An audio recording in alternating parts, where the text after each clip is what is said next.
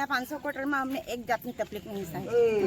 જો અમને છે ને 2009માં અડધા 500 ક્વાર્ટરમાં પહેલા તમારી લાઇટ ગયેલી, અમે લાઇટની રજૂઆત કરી ઓફિસમાં, તમારા થાંભલા કાઢી ગયા. પછી અમે અહીંયા રહેવા આવ્યા બીજી બાજુ, તો અહીંયા પાણી દિવાળી આવે એટલે અમારું પાણી બંધ થઈ જાય. દર વર્ષે અમારા રૂમ તોડવા આવે. અમારા ઘરમાં છોકરીએ ડિલિવરી થયેલી, છોકરાને દૂધ પીવડાવતી તે ટાઈમે અમારા રૂમ તોડવામાં આવે. પેલી માં ડિલિવરી થયેલી તેની બી દયા નહીં કરતા.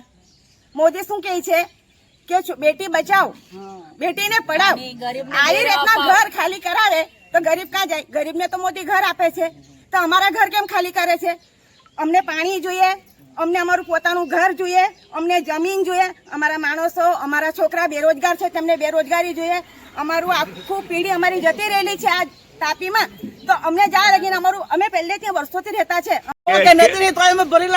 કેટલા દિવસથી પાણી નથી આવતું? 8 દિવસથી પાણી નથી આવતું. કેમ? 8-10 દિવસથી. 10 દિવસ થઈ ગયા. બોલો. અમને તો ખાસ કરીને પાણીની અને વારે ઘડી દિવાળી આવે એટલે એ લોકોનું ચાલુ થઈ જાય કે તમારે રૂમ તોડવાના છે. અમે પહેલા તે બાજુ રહેતા હતા, ત્યાંથી ખાલી કરીને હવે અમે જલારામ કોલોનીમાં અડધા 500 ક્વાર્ટરમાં લાઇટના થાંભલા કાઢેલા. થાંભલા બી અને થાંભલા છે પણ લાઈટ નથી. અંધારામાં અમને બીક બી લાગે.